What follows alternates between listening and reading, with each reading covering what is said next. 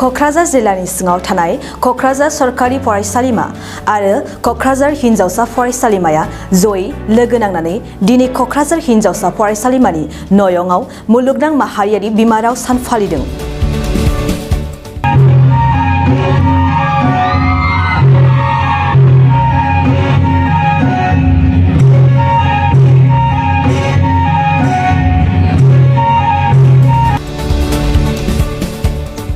बे फालिनायावनो मोसानाय रंजानाय बायदि हाबाफारि लानायजों लोगोसे गासै फरायसाफोर आरो फोरोंगिरिफोर जयै गावनि बिमा रावखौ माबोरै फोथांना लाखिनांगौ बिनि सायाव सावरायमेल लानायनि गेजेरजों गोथौयै सावरायलायो।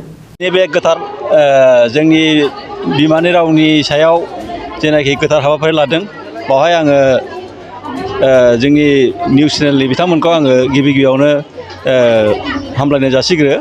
बिनि उनाव आङो बेखौनो बुंनो लुबैदों दि जोंनि जेनाखि इन्टारनेशनेल बिमानि राव फालिनाय दिन बे हाबाफारियाव जोङो बयबो जोंनि स्टुडेन्ट आरो फोरोंगिरिफोरखौ लोगोआव लानानै जोङो मोनसे रंजा बाजा खालामनायनि गेजेरजों लोगोसे जोंनि बिमा रावखौ जोङो बोरैबायदि अननांगौ बोरैबायदि खुलुमनांगौ सिबिनांगौ बिनि सोमोन्दै जोङो गथ'फोरखौ जोङो बाहाय बुंनो नाजादों।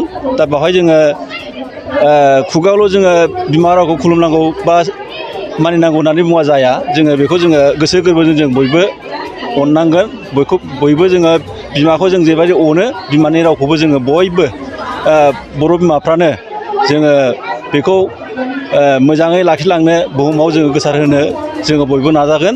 आरो बेखौनो जोङो बाहाय हिनजावसा फरायसालिमानि जिहेथु साथ्रिफ्रानो गाबोननि बिमा जाहैगोन। दा बिथांमोनहा जाहाथे जोंनि बिमा रावखौ जाहाथे गोसारहोयो सारा मुलुगावनो, बेखौनो आङो दिनै लुबैयो आरोखि। जोङो जिहेथु उन्दैनिफ्रायनो जोनोमनिफ्राय जोङो बिमानि रावनिफ्रायनो जोङो गासिबो बाथ्राखौ जों सोलोङो।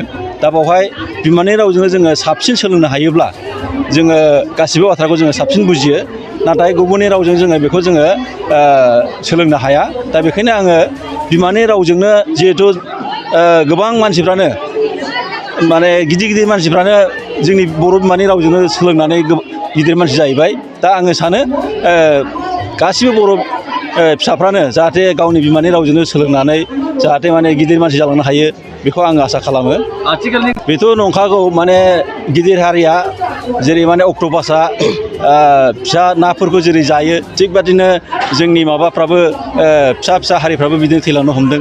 दा बेनि गेजेराव जों बयबो गावबा गाव बिमा रावखौ जोङो जुदि बिमानि रावजोंनो फोरोङोब्ला बिमानि रावजों सोलोङोब्ला हयथ' गुबुन जोंखौ बेहाय जोंखौ बुथारनो हानाय नङा। दा बेखायनो जों जेसेबांनाखि जोंनि जेनेरेसनफोर दङ जाहाथे गावनि बिमानि रावजोंनो फरायनानै गिदिर मानसि जानो सिमां नुयो, बेखौनो जोङो आसा खालामो। गोजोनथाव खौरां।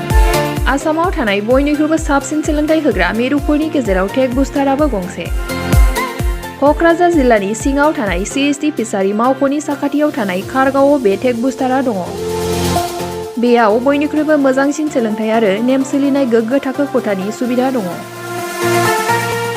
सारा भारतनि गेजेराव सायख'जानाय बायदि सोलोंथाइजों सोमोन्दो थानाय फोरोंगिरिफोर दङ। टेक बुस्टाराव प्रफेशनेल जार्नालिस्ट आरो टेकनिकेल कर्सफोरखौ होनाय जायो। 24 घन्टा रैखाथिनि थाखाय मोजां सुबिदा आरो टेक बुस्टारा नोंथांमोनखौ सौहैहोगोन नोंथांनि थांखिसिम। टेक बुस्टारा नोंथांनि सिमांखौ जाफुंसारनांगौनि थाखाय गांल' नङा, साहस आरो गोहोबो होगोन। सोलोंथाइ लाखांनायनि उनाव 100% प्लेसमेन्टनि खाबु दङ। सोलोंनो गोसो गुदुं बिथांमोना 9395695095 जानबुं नाम्बाराव जगाजग खालामनो हागोन।